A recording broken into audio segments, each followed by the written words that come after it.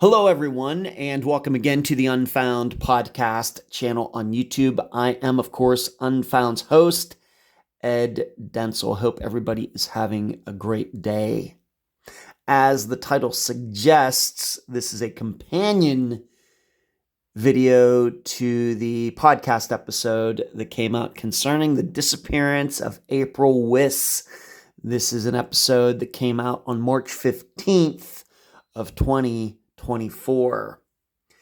Before I go any further, I need to thank all of the people out there who support Unfound's content right here on YouTube by hitting the join button over there at patreon.com/unfound podcast and at paypal.me/unfound podcast. Thanks to all of you. I really appreciate it. And if you are not yet a content supporter, please consider doing so. And for everybody watching this video, please hit the subscribe button if you're not yet a subscriber and give this video a thumbs up. I know every person, every host of every channel that you go to says that. Well, then I'm going to say it too. This video actually is fairly straightforward, but a couple things, I wouldn't say I left them out, but of course sometimes just in an audio podcast, it's hard to describe a couple things. So I'm going to try to do that in this video. So you can see here, right in the middle of the screen, that is the Walmart that was mentioned in the episode. Now you may be wondering, well, then how close did April live with Tina at the time? How close did they live to this Walmart? I'm going to show you right there, just south of it. As I think Amy in the episode said, she said it was a 2-minute walk, maybe less than that. Of course, it would maybe be 2 minutes if you lived down here in the complex, but it would be 30 seconds if you lived up here somewhere. So, I think you get what I'm saying. So it's very, very close.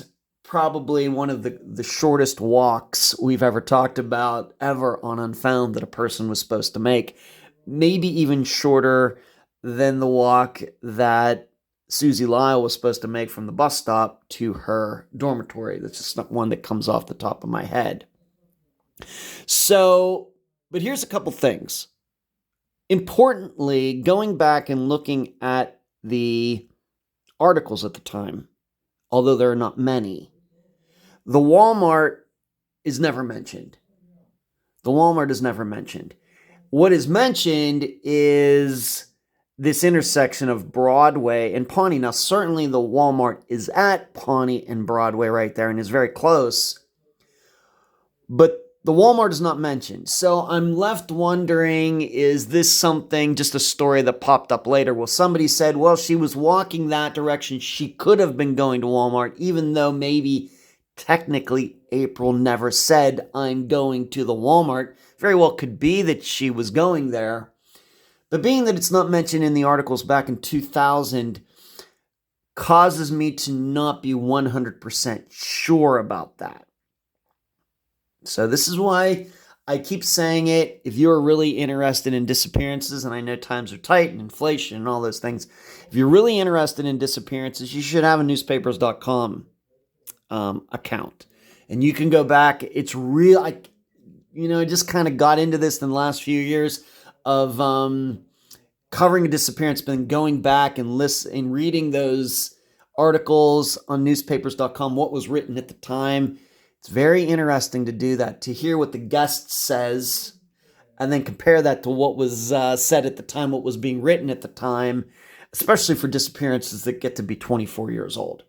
So there's the Walmart right there, but was she really going there? I think it's something you really have to wonder about. Of course, the other thing, you're already seeing it in this picture here, is this river. And actually, even though this is Kansas, this is called the Arkansas River. Should we consider this? Is this a possibility? Did April, did she go on to Broadway and jump into the river? Here's what I see. I see a river with a lot of dirt in it.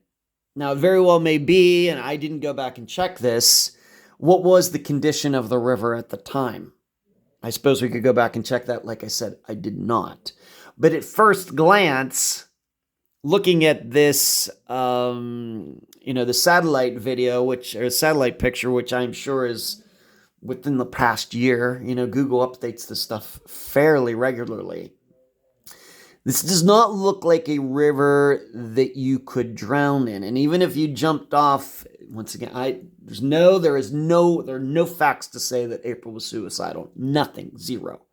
But if we're going to think about that, she could have jumped, but I think that her body just would have been found fairly quickly in there. Somebody would have seen it eventually. Of course, that didn't happen because it's not the Mississippi. Like when we talk about Jake LaChapelle or Shane Fell, disappearances like that, or we want to talk about Ben Archer and the Delaware River. Once again, a very wide, very powerful river there in the Northeast.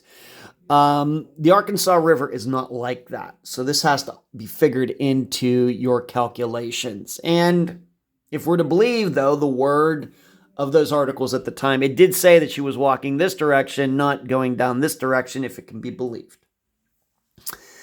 So that's what I wanted to illustrate, how short the walk was. I wanted to make the point that Walmart is actually never said, though, at the time in those articles. It just said she was headed toward the intersection. And then I also wanted to show you how close the river was. It goes right by her apartment complex. Although the river, not that powerful, at least in this picture. And you may also see this water over here, as I say, about smaller bodies of water, ponds, retention ponds, maybe lakes that are in city parks or things. If people go into them, their bodies are usually found fairly quickly. Unlike maybe if we're talking about an ocean or a gulf or something like that. Whereas we're talking about a smaller retention pond or little pond lake, something like that. I think if April went in there, she would have been found by now. So that's a video. Thank you for watching. Please give this video a thumbs up. Please subscribe. And I'll talk to all of you again very soon.